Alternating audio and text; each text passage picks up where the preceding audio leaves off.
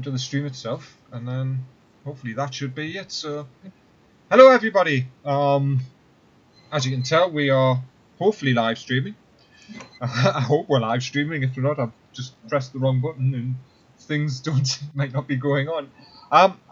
As you know, my name's Ralph, and I'm one of the, shall we say, the command crew for the SitRep podcast. And today, what we're going to be doing is I've got the creator of Ghost Ops, James. Is it Gentry? Okay. Yeah, just Jay will be fine. Just James. Yeah, James. With me, and what we're going to be doing today is we're going to be going through the character creation for Ghost Ops, but also having a little conversation about Ghost Ops and the ideas behind it and what might be coming in the future, which hopefully will be all good things for all of us Ghost Ops fans. yeah, hopefully. But anyway, so thank you for coming along anyway, James, and thank you for helping me walk through this, because this is a system I've never actually looked at in my sort of role-playing career. I've played a lot of role-playing games in my, shall we say, my lifetime, but I've never actually played because it's the Fate system, isn't it, that you use with it? Well, no, it's basically we use Fate dice. Ah, right, you use the Fate dice, right? But we call it the Feral Engine because we kind of developed it. So it's the Fate system where it's fudge dice, basically. We use Fudge more than Fate because it obviously doesn't have aspects. It doesn't have all of that stuff that makes Fate. It doesn't have stunts. And it's kind of, it's kind of our own version of Fudge. So yeah, it's one of the many systems out there that I've sort of never looked at. I'm an old school D&D fan. I used to play Twilight 2000. I don't know if you remember that one. Yeah, I've got it. Yeah, I've got mine lurking somewhere with all of the the original supplements, the GDW stuff. Things like that. So that was one of the very first military games, sort of role-playing games that I sort of got into. And I've managed to find a copy of Delta Force as well, which was a really old special operations characters. Yeah. From the 80s, I think that came out, because I was 18. So yeah, it would have been late 80s, I think, when we played that. But anyway, that's aside from this. So I will say though, if you pick up a copy of Fudge and you expect it to look like this, then you'll be sadly disappointed. Yes. We have changed it a lot. Yeah, you've mapped it in with your system and your idea behind Ghost Ops, yeah? The only similarity is the dice, basically. Yeah, I can imagine. So anyway, what we're going to do is we're going to start going through the character creation. What I'm doing is when I run the game for people, I'll be using Roll20, because somebody quite nicely on Roll20 has created a Ghost Ops character sheet and everything for it. Yeah. Which was quite nice to find. There's lots of games on there. And when you go through the list, when you create an account and you're able to create your games, you can sort of pick a template for what game you want to do. So there's lots of D&D, Call of Cthulhu, and different role-playing things like that. And there was a nice one to find. Oh, there's Ghost Ops. So managed to grab that away, and it's actually a nice platform to game on, because everything's built into it. So the dice rolling and things like that. It's even got voice, I've noticed recently. It has, I don't know how good it is, though. I think it has a little bit of... When I use Roll20, I don't tend to use a voice on Roll20. I tend to use Hangouts or Discord, but... we're going to be using Discord, because we've got a SitRep Discord channel set up, so that's what I use when I play on a weekly D&D game that we've been playing for about 2 years now. Which isn't too bad, we're coming up to being sort of the top end of the level cap on it. Wow. So, and we use Discord as well, so it's a nice free system, and it's something I use when playing World of Warcraft. Yes, I'm one of those players. So what we're going to do is we're going to go through, like I said, we're going to go through the character creation. So the first things, of course, is when you pick the book up, is you've got to pick it's a background, isn't it? A background, yeah. This is basically your special operations background. So to give a little bit of sort of background to that, to a background, how it works is that you're part of the of a group that it has taken members from various different backgrounds throughout the world of Special Forces units. So you're like the elite of the elite, really. I think Rainbow Six, hence another Tom Clancy reference. You'll be furious. So think Rainbow Six. So you're basically from all over. Members can be from all over the world, from all different Special Forces units. So so the first thing you pick is a background, and the backgrounds in the book we have expanded these. There is Ghost Ops Expanded, which are all pay one books which have more backgrounds in them. So it goes up if you decide to have a look at this. But so they go from Australia all the way to the UK. So Australia, Austria, Brazil, Canada, France, Germany, Israel, Italy, Poland, Norway, Russia, United Kingdom, and the USA. I basically went through the top 10 elite special forces in the world when I sort of started constructing this, and then worked from there. So that's basically what. So the first thing you do is pick your background. Right. So I've got my background up here because I've been looking through the book and things like that, and the character I'm going to create is probably going to be one of the NPCs in the game I'm going to run for my players. But I thought I'd create him as a character as well, because then people can get to see the feelings of it. And looking through the book, it's great. You've got your traditional ones, but from my own thinking, is in games, especially in games like this, not necessarily your game, but players sort of lean towards the well-known. The ones that seem to get more the love. So if you pick American, it's possibly going to be a Navy SEAL. If you pick British, of course, you'll pick the SAS. Because they're the more well-known, shall we say, within media and within so we say, the culture of gaming, especially in military games. So what I've decided to do is I'm going to go slightly different, and I'm picking the Special Boat Service, the SAS. Because they are the British version of the SEALs. It's the Marine version of the SAS. Within culture, it's within sort of popular media. I mean, I've only seen sort of 2 references to them. There's a recent one, wasn't there? Yeah, it was. Well, it's with the lead one of the lead characters from Strike Back. The British guy, and I can't remember the name of the character. He was an SBS one, but also the Channel 4 show that they do for where members of the public go through selection. Right. Yes. The lead instructor is a former SBS. Right.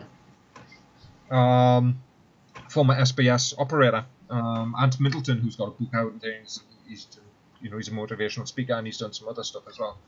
But I thought, from point of view of gaming, it's bringing that different element in.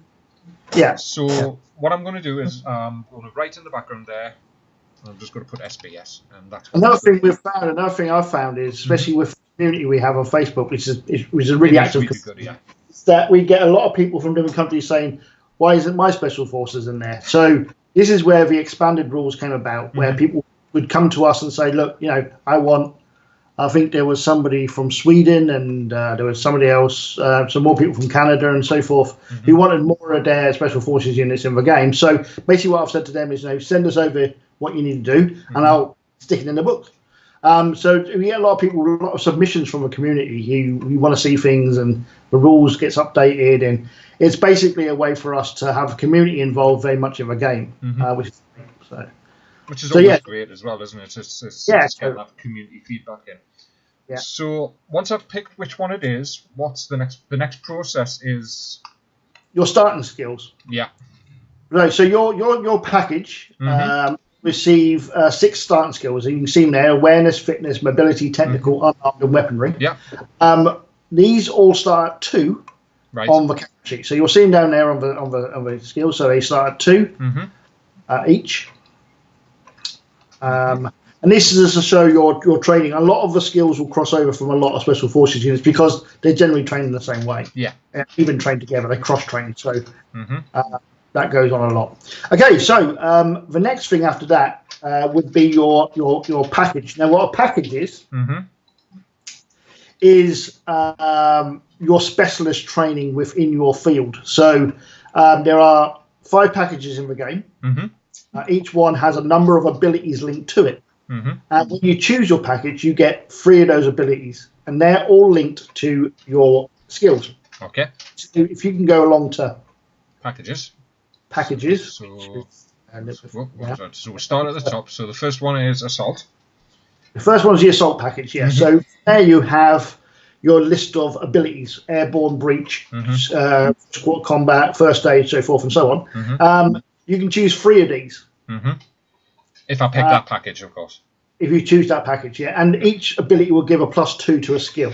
And it is which skill it is in the brackets next to. Yeah, exactly. Yeah. Right. And on the character sheet, I think there's an abilities tab just below the skills where you can add the abilities. Yeah. That's it there, yeah. So for the SBS, it's assault is the first one. Yeah. Yeah. I think, is it recon? Or... assault, recon, and specialist, I think they were. So there's the recon package, which of course means you're probably a scout of some description, things like that. Surveillance and so forth, yeah. And the last one, of course, being specialist, which is this one. Yeah. So I'm going to be very direct in what I do. You're going to be assault, okay. We'll be an assault. So what I'll do is, in the background in the sheet there, I'll just mark assault so we know exactly. Now, in rules-wise, if you buy any more, this has been classified as your primary package, right? For your character. So in the future, if you want to buy any more of these abilities, they will only cost you 5 experience points each.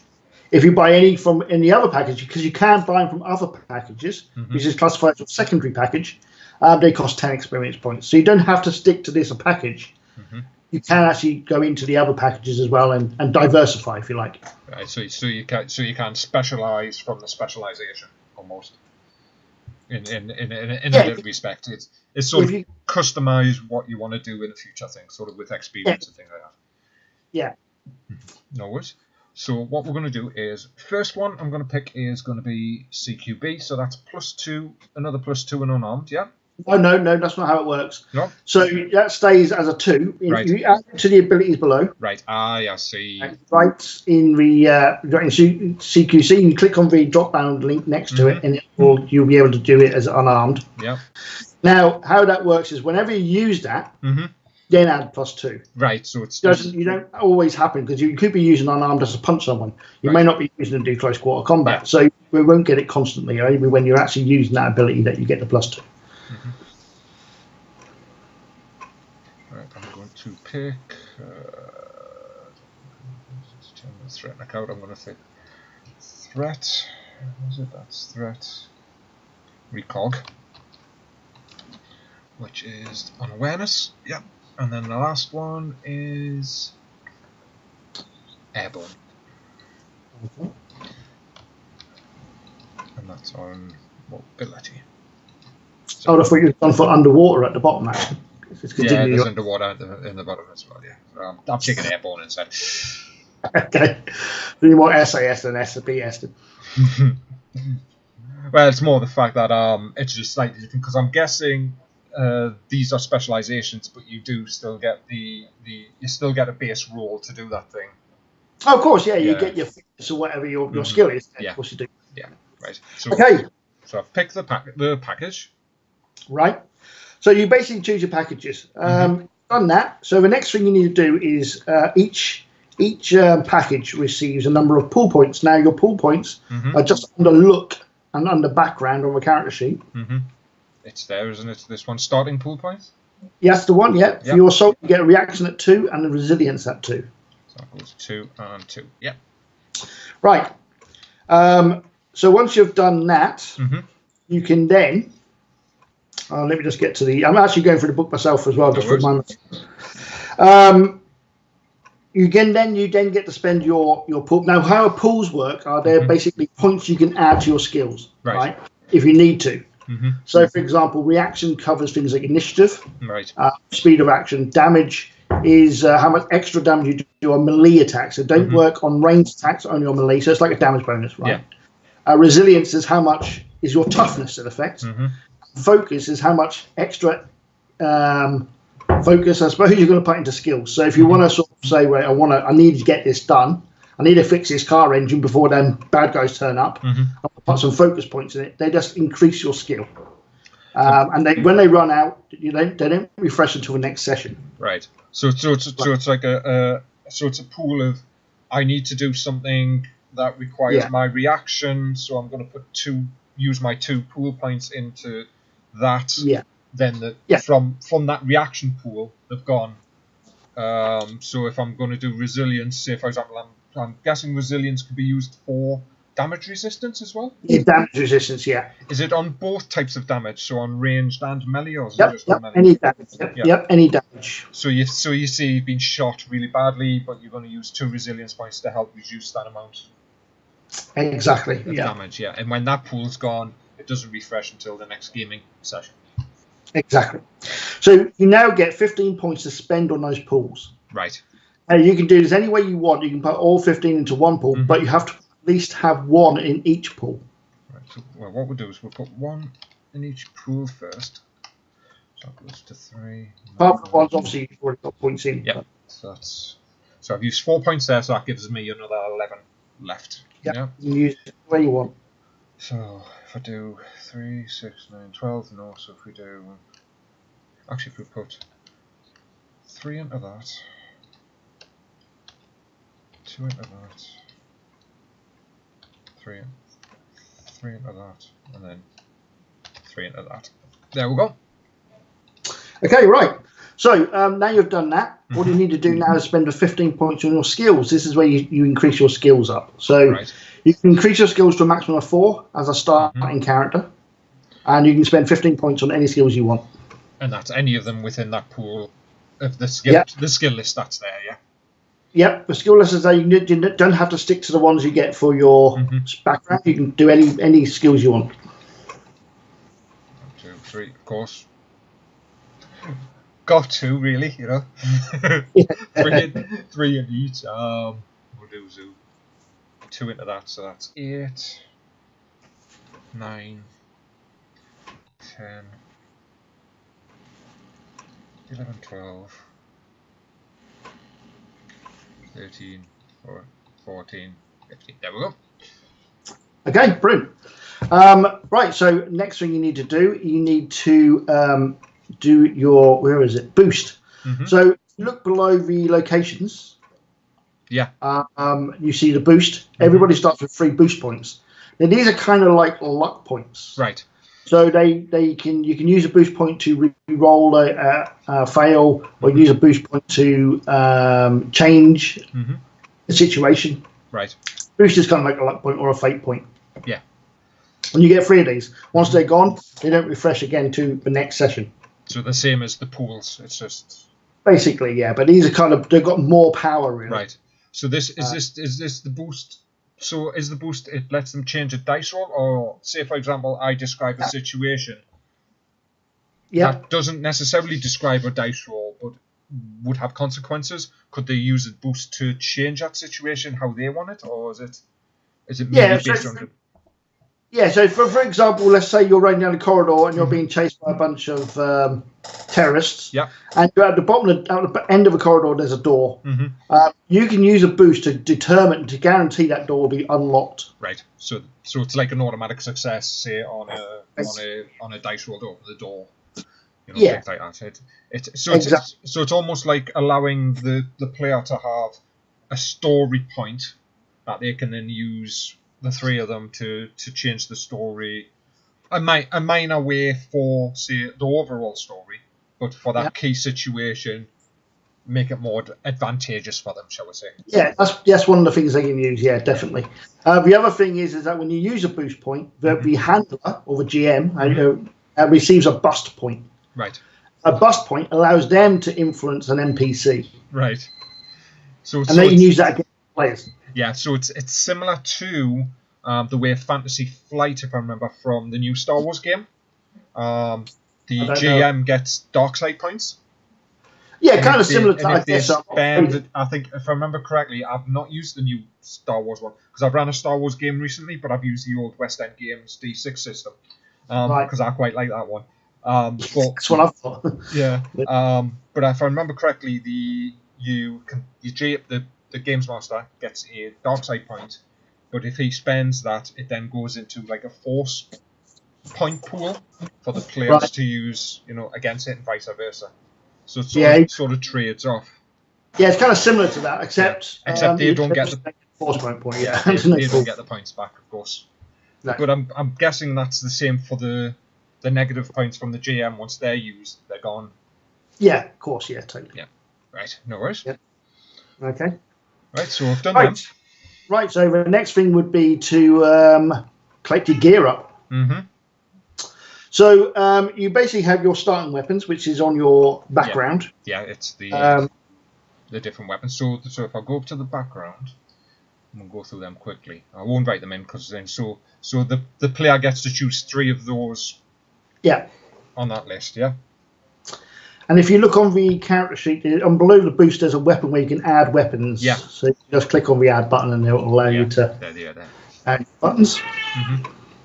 Now on the sheet there, it's got caliber, and I'm guessing that's the caliber of the round, of course. Yeah. Yeah. So it's like 9mm for the P. 226. The P226. It's the CF. The C8 is a what would be classed as 223 or 5.56 NATO. If I remember correctly, it's the same caliber.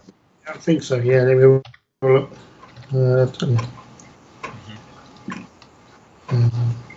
And then, of course, the final one, of course, is something like the AW50, which I'm assuming is a 50 caliber. The SMG is a 9mm, and the shotgun, I'm guessing, depends on the book, doesn't it, on the type of round? And I'm assuming it's standard 12 gauge, but. Yeah, the shotgun will be. Yeah, I mean the R870. I mean you can. Mm-hmm. We're a bit loose with the weapons a little bit, mainly because obviously, but it is a pump action. It does 12, 16, or 20 gauge. Yeah, so it's a standard sort of gauges within the shotgun. And I'm guessing the damage is to do with the different ranges. The damage is to do with the caliber of a weapon that you use and the range. Right, the range gives you a disadvantage or an advantage depending on the range. But you get your damage from the actual bullet you're using. Mm-hmm. So you have three different damages there. Yeah, means that for each weapon you can carry 3 different rounds. Ah, right. So it's like you can have a full metal jacket, armor piercing, or hollow point. Yeah. Or whatever you want to use, you can stick them in there, and each one will have a different damage value. Mm-hmm.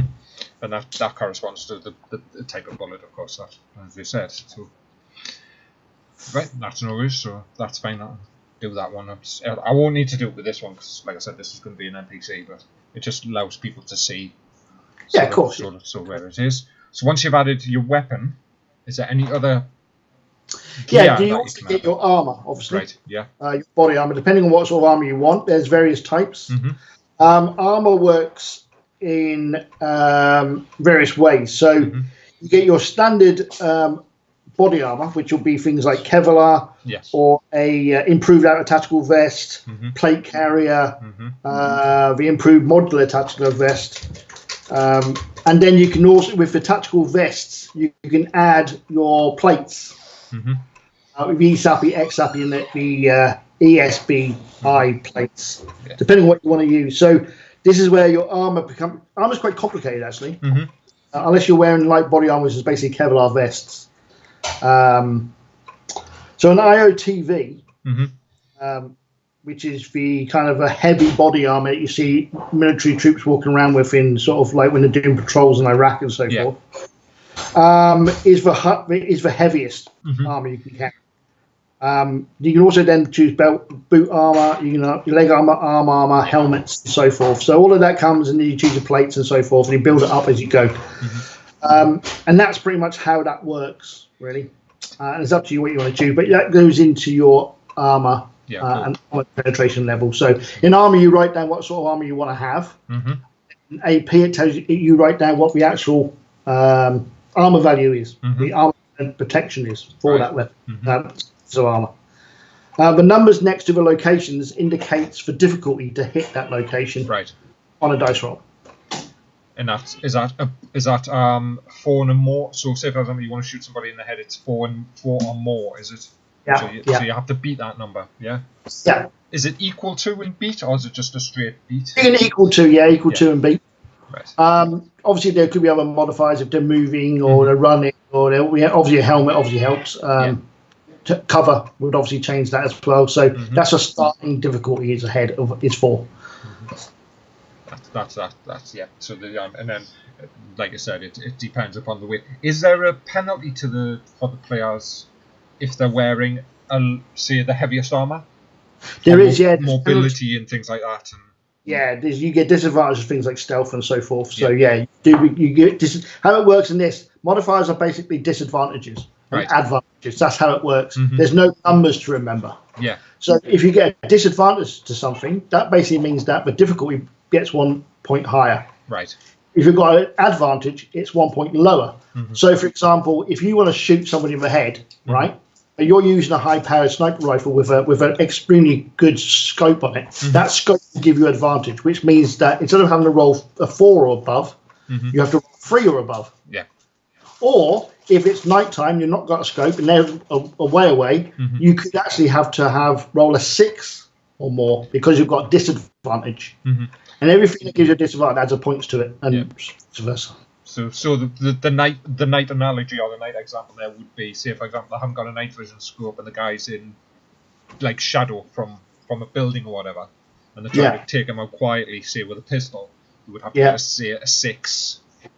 Yeah, every disadvantage would give you a point of disadvantage. So, for example, it's nighttime, that's a disadvantage. Yeah. No scope, that's another disadvantage. Right. He's very aware of his location. He's looking around. That's another disadvantage. So you can go beyond, say, the standard 6. Yeah, totally. Right. So and I'm guessing that means the more you have to roll that number of dice to. Yeah, what happens is when you roll it's your plus dice, and minus, isn't it? You get pluses you roll and minuses. 4, exactly. You roll your 4 fudge dice and you add skill to it. And any abilities you may have. So if you've got the marksman ability, this is for sniper, from a sniper package, then that would give you +2 to your attack to shoot somebody with a sniper rifle, right? So it's basically a trade-off between the player and the handler. So the handler's going, well, you've got darkness, you've got this, you've got that. That's all pluses onto the difficulty. And the player's going, well, yeah, but I've got a night scope, I've got marksman, I've got this, which is all giving you advantages. So you're basically shuffling it up and down, really. Yeah, and then I'm guessing he rolls the dice, and then any negatives on the dice, take off any pluses on the dice, and then the final score.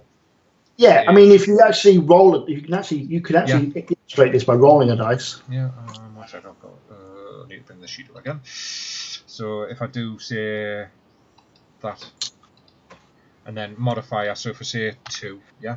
Yeah, because you've got, say, recon or surveillance or whatever. So and then it'll show you.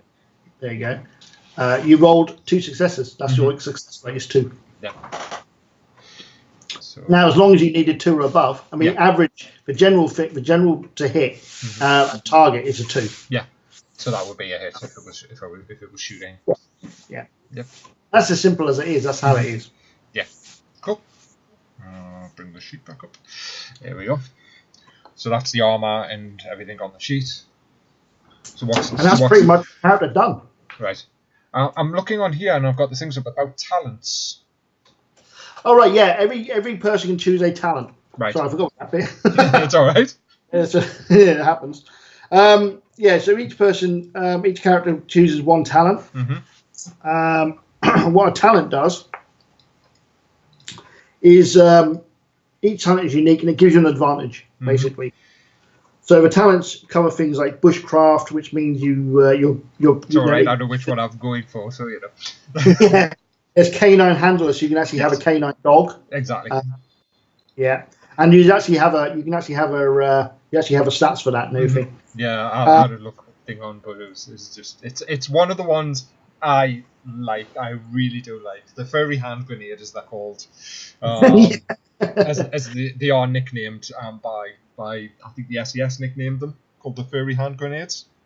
But yes, it's just one of the things I do like, and you sort of watch, especially if you watch what have we been watching, SEAL Team.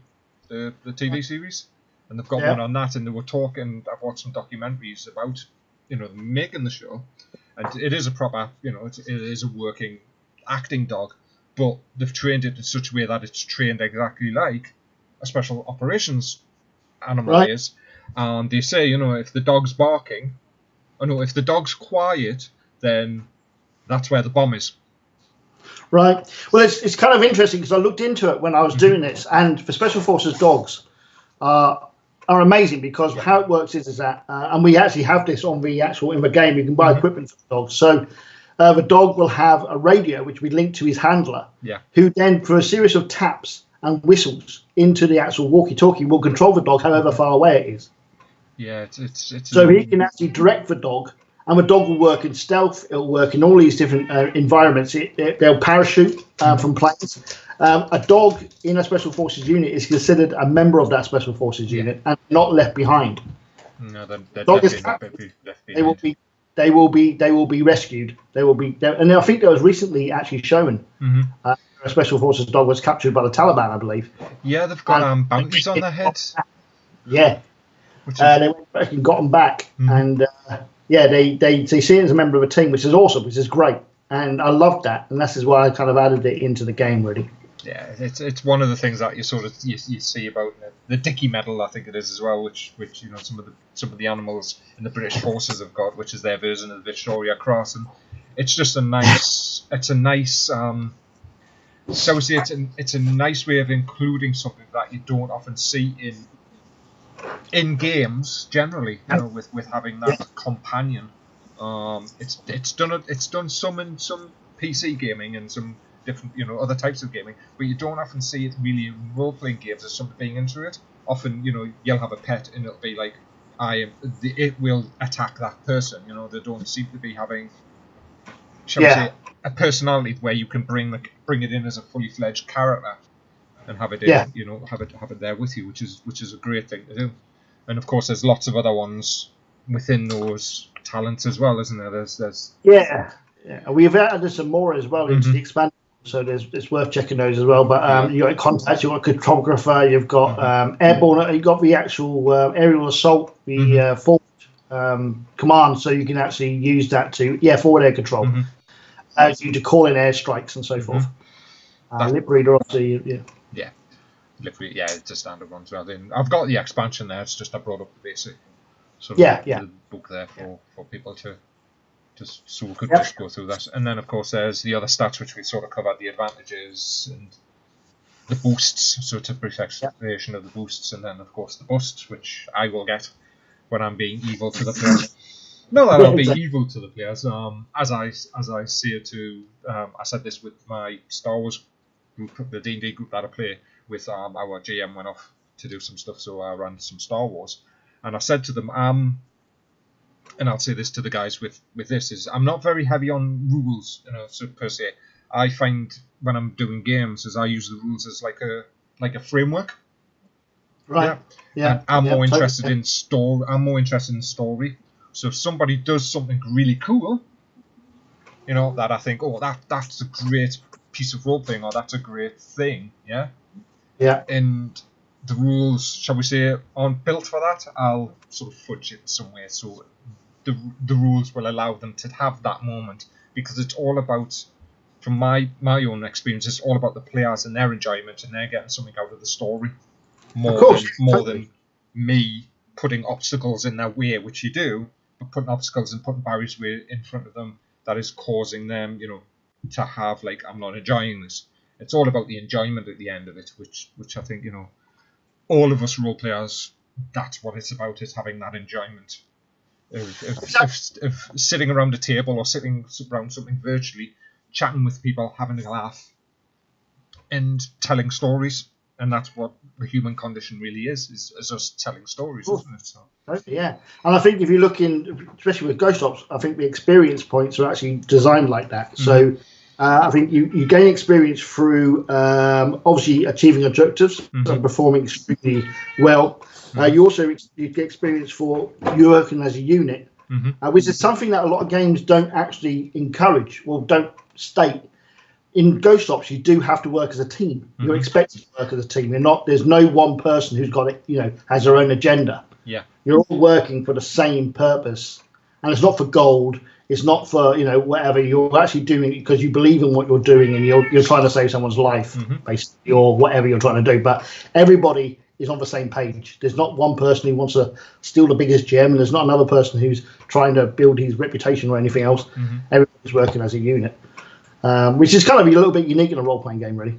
Yeah, it's I think from that it's great having it sort of inbuilt, but I think there's also, as well as it often happens, something like that sometimes happens organically. Of course. With the D&D group, we are we're all individuals, we've all got alignments, and we've all got personal goals, but we all seem to be, shall we say, falling together to follow it. But it's great having it as that inbuilt mechanic within the game. I think it's a bit like we mentioned earlier, it's a bit like Twilight 2000. The original concept behind Twilight 2000 was you were all NATO soldiers trying to get to the free city of Krakow to get out of Poland, and you had to work together, and things like that. So it's a nice way of bringing the group together as well, because that's one of the things I think a lot of GMs, myself included, find really difficult, is how you get these disparate people together. You've got your old traditional, you all meet in an inn, there's a job on the wall, that type of thing, Cars for a caravan or something. Yeah, so it's a nice way of bringing the group together without having that hard work, because I think that is the hardest work, is getting that nucleus of how do I get these people to be together, to work together. Realistic as well, to make it sound like it's realistic without sounding contrived or a bit, Yeah, initially you're kind of thrown together, so you've got no choice really. So you're all part of the same unit. So exactly. So that's it. So and that's the character creation. Is just filling the rest out, putting gear in and things like that, and then at the bottom of the sheet is loadouts, and I'm guessing that's where players can put in different weapon configurations and gear and things like that for themselves to have different loadouts depending upon the requirements of the mission. Exactly. What happens is in the book you can actually you have a safe house, and within this safe house you will each have every character will have a locker, right? They can store their gear. As you grow the safe house, you can actually build the safe house up, improve it, customize it, and so forth.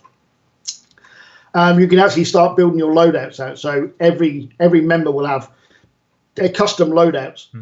Based on whatever environment they're going in. So you can have a winter loadout, they can have a jungle loadout, they can have an urban loadout, whatever they want, they can have it all separated, and this is their loadout. So at the beginning of the game, depending on where they're going, they say, well, I'm going to take loadout 3, and then they just fill it in from loadout 4. They don't lose any equipment. Equipment doesn't disappear.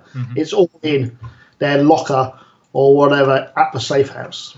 I've got their safe house planned, actually, which is, I'm nicking an idea from the last of the the Splinter Cell games that came out by Ubisoft, Blacklist, which is they had basically the mission hub per se was a transport plane. Oh right, So I'm thinking for my players, their mission, their safe house will be a modified C-130. I think there's actually one of those in the Safe House and Dropbox sourcebook for Ghost Ops. I'll have a look through and find that. But that was the idea, is giving them that portable safe house. Yeah, which I think, totally. It's a nice way of then having that mobile base. Yeah. That they can always go back to. Of course, they've got to find a landing zone for it and things like that. Landing a huge, great big transport like that is a little bit difficult, but it just gives them. It makes it different as well. I think and it's great that from a point of view of a games master and a storyteller, we have these games out there in the ether. The Division, the Tom Clancy games, all of that things. I'm currently playing the Division 2, which I think is a great setting, and Ghost Ops I think would be great. If players want to do that sort of game, that sort of story, Ghost Ops would be a perfect system for that. So it's nice to have those pop culture things that we can take from and use within our games ourselves. I think everybody does it. Everybody sort of gets inspiration from looking at a book, looking at looking at something on TV. I know a friend of mine used to, when he was running games for us, when he was games mastering, he would listen to music, and that would inspire the stories. Right. So it'd be like a lyric or a whole song, and that would be the inspiration for the scenario or the adventure that he was, creating for us to go through. So things like that, where as a games master, you go, oh, that's good, I like that idea, I'll take that, I'll modify that, or that's interesting, but I'd do it this way, type of thing. Where you're taking the whole stories around and stuff like that. So it's all good. Yeah, exactly. With influences and stuff, it works exactly the same way of creating a game, really. I mean, there's obvious influences in this. And you can tell that at the time I was playing Ghost Recon Wildlands. And I love the first. I haven't played the second division yet, but I did love the first one, and I loved all the Splinter Cell games, and I loved the books, Tom Clancy's books. Rainbow Six particularly. I liked the Rainbow Six Vegas game and the one before that. I didn't like the new one so much because it's more multiplayer, and I don't really do a great deal of multiplayer. But yeah, there's definitely an awful lot of the Bourne films. All of that stuff all came into play in this, and you can definitely see. For example, in this, you can do there's a bullet time, which you can use your focus points to basically do slow mo. So you can dive through a window into a room where one of the person you need to rescue is being tortured, and take out all the guards and all of that, all with one roll, basically. So Alex, the slow mo bit from the Call of Duty games. Basically, yeah, that's exactly the influence it was. It was that bit. When you kick the door in, and you basically got to shoot all the guards in that room who's torturing that guy from Modern Warfare. That's the inspiration that came to my head when I thought of that. It's a good idea. Awesome. Yeah, and so it gives you that cinematic moment as well, doesn't it? Which all players like, that thing in the thing. So, what's coming for the future for Ghost Ops, or where is it going? Is there what plans have you got? Right, there's 2 more things coming out in the next couple of months. There's the new mission pack, which is Mission Pack 4, which is basically the movie rip-off pack, we call it. And we've got a number of writers to write missions based on famous movies. So Predator is one of the missions you'll be dealing with. The team will be going up against Predator. Of course. There'll be another one, I think, Tears of the Sun is going to be another one. You have to transport a group of people from to a drop-off zone. I think somebody's even doing Black Hawk Down. So so basically, there's the movie rip-off pack. There's going to be 5 missions in that where you can play your favourite movies as a person rather than sitting on the couch watching it. You can actually be part. After that, we're doing the Antarctica source book sort of campaign, which is kind of loosely based on the Matthew Riley book, Ice Station. Right. Where you'll be dealing with Antarctica and ice stations that have been taken over by other special ops teams. Matthew Riley, the writer, actually gave us permission to use his mag. I can't remember the name of it now. Mag Hook, which was good of him. We mentioned, I think, up front, give him a credit to say thanks for allowing us to use Mag Hook. So we can use the Mag Hook, which is the main weapon that the Marines use in ice stations. So that's good.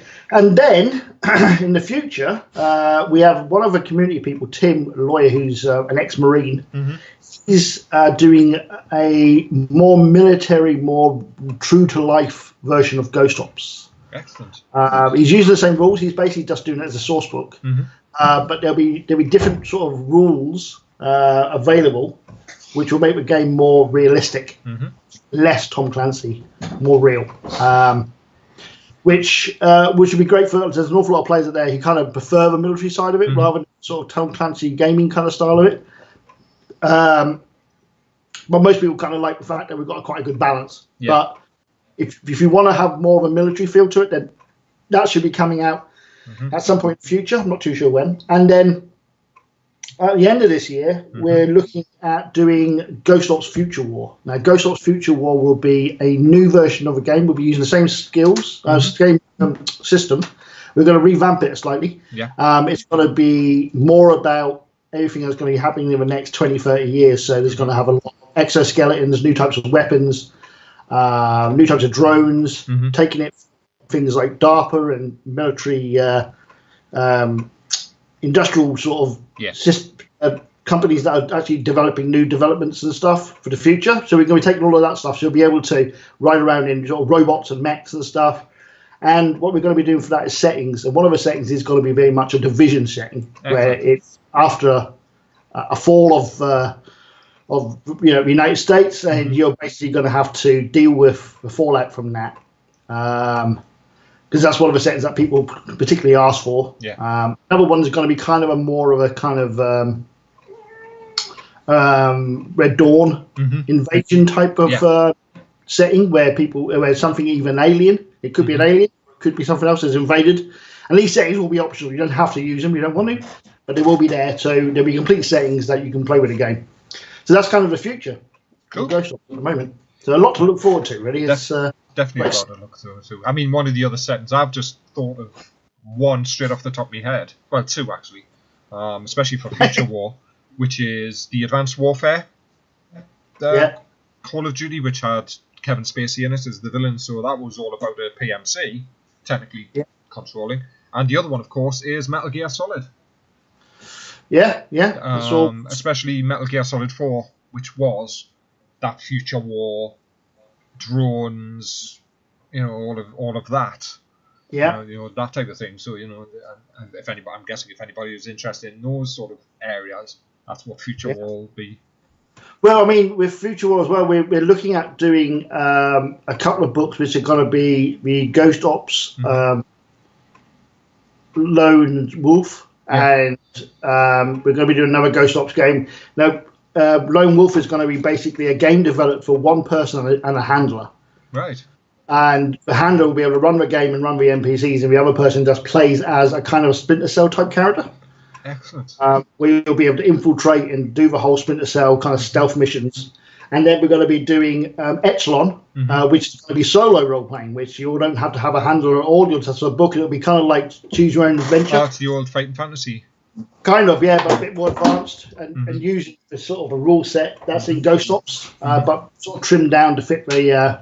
so that you'll be able to solo role-play the game on your own in your bath or wherever you want.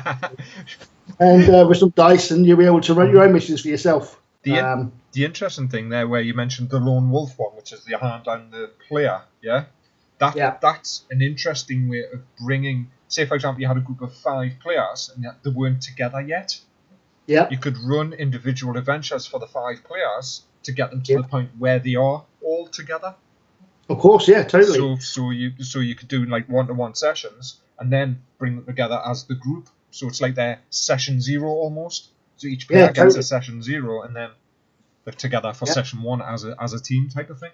Exactly, yeah. And it's something we want to. I mean, it's something we want to build into the game for the future. Is more background information. So if you work on that principle, you could actually have a background on how that actual mission went. Yeah. And other people would probably know how that mission went and what you did. So if you went through the mission killing everything, and you join the team, they'll be looking at you and go, "Oh, that's the guy who just wiped out a whole terrorist cell." Yeah. Or if you went through stealthily, you'll be going, "He's a guy who went in there and never got seen and got out, and nobody knew he was there. He's the ghost," So you could build a reputation within the team as that person, and it's a good way to build up your have characters who start off as a bit more advanced than they normally do. So. Yeah.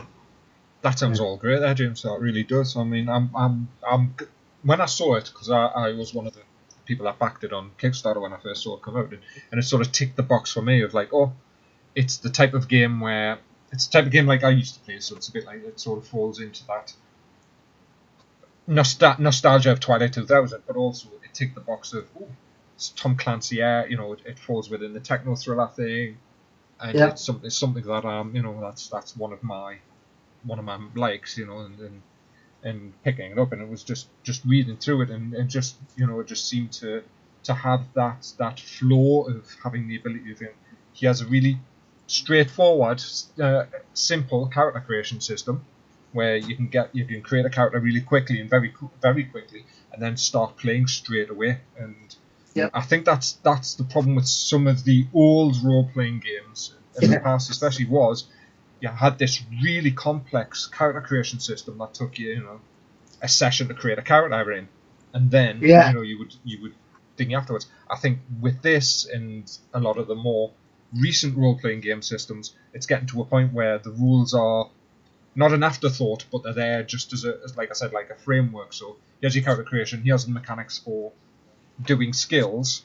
Let's start straight away and not be hung up with another table to go through, another table to go through, another table to go through. Yeah, totally. And the thing is, I mean, when I came up with when I was thinking of the idea, I was actually playing, like you said, Call of Duty, and I was playing Wildlands, and I was thinking, there's millions of people who are playing these games at the moment, and some of them, and I'm thinking, why has nobody ever done this as a role-playing game? Because it makes perfect sense. Because a lot, especially in things like Wildlands, and in some Call of Duty, you're playing as a team. Yeah, there's 4 of you, right? Running out there, you're doing stuff. And I'm thinking, this makes just an obvious role-playing game. It's totally obvious. But why has nobody done it? And I kind of looked into it, and there was like nothing. I mean, nothing recently. I mean, GURPS did something as a Black Ops thing for GURPS. Yeah. I think somebody did something else for Palladium Games as a recon thing, and I think there's like Twilight 2000 and so forth. But it all happened like in the 80s and 90s. Yeah. And then it kind of fizzled out, right? And I was thinking, well, this is a bit of a gap in the market, really. And I didn't really, I anguished over how best to do it and how, because this is the kind of game when you first look at it, about creating something like this, it could become very, very complex very, very quickly. Yeah. And I wanted to get that balance between fact and fiction. I didn't want to go too much fact because it just becomes boring. Because a recon specialist spends a lot of his time in a hole in the ground looking at something, right? And that's what they do. They could do that for days. Yeah. And that's not exactly fun, right? It's obviously it's essential, but it's not fun. And you can't roll a role-playing game with 4 people sitting in a hole. So I had to think about, and I was thinking, well, computer games are a perfect example. Tom Clancy's books are a perfect example how it could be developed, and how these things. And out of there's millions of people who buy Call of Duty and Ghost Wildlands and all that sort of Ghost Recon. There must be some of them must be role players. Yeah, it just has to be, right? So that crossover. Yeah, that's where it came from, really. So, well, that's great. I mean, I'm looking forward to the future for Ghost Ops, and of course, I'm going to be the evil overlord against my players, and we'll see what happens with them from there. But it's looking all good, I think, and we're looking forward to what comes out. And the community is a great community. We sort of put we post things to each other, and there's a lot of camaraderie and there's a lot of ideas shared amongst that. So it's great to see that that the little game, because it is a little game, in the grand scheme of things. When you look at the behemoths that are Wizards of the Coast and the other big companies, it's a little independent role playing game is getting a lot of traction within the community. You were up for an award, weren't you? Well? Yeah, we've put ourselves forward for an Emmy this year. Yeah, so I'm hoping that's something. I doubt it will. I mean, Wizards of the Coast will win it, and Cthulhu will win it, and all the big guys will win it, and Modiphius will win it. But you never know. It would be nice if we, even if it's just a bronze, even if it's a mention, just being nominated would be lovely. Do you know what I mean? I'm not greedy. It'd just be nice because it has, like you said, we have got a great community, and it'd be great for them because a lot of them put a lot of effort into it, and they've all sent rules over to me, and they've all homebrewed things which I've published, stuck on to Drive Through for Pay What You Want. Yeah. And so they're all out there and stuff, and they're all still doing things. They all post their battle reports, they show their pictures and stuff, and it's amazing in the community. And a lot of them are military veterans as well. And it'd be nice for them as much as it would be for us. For me to see. For them to see that something they support and they've put some sort of time and effort into is being recognised. Like I said, I'm not expecting it, but it'd be nice if it happened. because I think it's about time some of us little indies got kind of a bit of a shoe in, really. Yeah, there is that behemoth sitting in the room, isn't there? What was interesting is just before we finish there is I remember, was it Gen Con or last year you did a demo and you had some video footage and it was the parachute. Oh yeah, they did. They did some demos going on. Yeah, and the parachutes were the parachutists going down and looked like they were being attacked by flying demons. Which I thought was quite an interesting one. But what got me, what I thought was really interesting in that one was the role playing of the Halo jump. Yeah. Which I thought was a really interesting, thing to do. Because normally in games like say for example Twilight or the other military wars, you go right, roll your dice for your Halo jump. That's it, you've landed or whatever. But the role playing aspect of that was really interesting. That they had the bar, the 10,000, 9,000, the different levels and things like that, which I thought was a really, really interesting mechanic to bring in from that GM. Yeah, totally, exactly. And I'm always amazed and humbled by the things that the community come up with, really. And it's weird for me to see these people sort of really get into it. Something I sat down and wrote, didn't expect much to come from, really. Suddenly, I'm really excited about this game, and they're playing it all the time, and it's just brilliant. It's just excellent. It is a weird thing. It's awesome. Well, it's great, and I think it's brilliant, and I love our community. I think they're awesome. They're all brilliant. So. No worries. Well, thank you for joining me anyway, James. That was great. So for those that have been watching or listening, and unfortunately I haven't had chat open because I haven't got a second monitor yet. So I don't know if there was other people in there, but this will be available through the SitRep on our YouTube channel. It'll be up on Twitch. So that's what we're streaming on as well. So if anybody missed this, they can sort of pick it up and see the character creation really quickly of Ghost Ops and our little conversation around it and stuff like that. And we will be streaming. Now, I haven't got a set date yet, but it will be within probably the next month, maybe a little bit longer. I've just got to arrange the specific time for that, but we will be streaming on Twitch, and it will be the session that I'm going to be running with the players that have sort of put their hands up and said, I would like to play, so we've got that. But there's lots of really interesting things coming along from Ghost Ops, so please keep your eyes on it, guys, and keep watching. Okay. So from me, Ralph, I just want to thank everybody. Do you want to finish off with anything else, James? Or? Just quickly, I want to say that we are going to be at the Games Expo in Birmingham this year. We're going to have a stand there, and I'm going to see if I can. I'm going to see if I can run some games. Excellent. So come and see us, because we are going to be having Ghost Ops going on there. We're going to be having some giveaways as well. We're going to have some one-shot adventures that you can take, some character sheets and stuff, so you can play games there, and you have everything you need to do that. Some posters and so forth. So come and see us, have a chat. If I can run a game, if I get the time, I will. Excellent. And that's the UK Games Expo in Birmingham. It's a 4-day event. Yeah, exactly. No worries there. Well, once again, thank you for joining me there, James, and I just want to thank everybody again, and we'll see you in a couple of weeks. Bye now.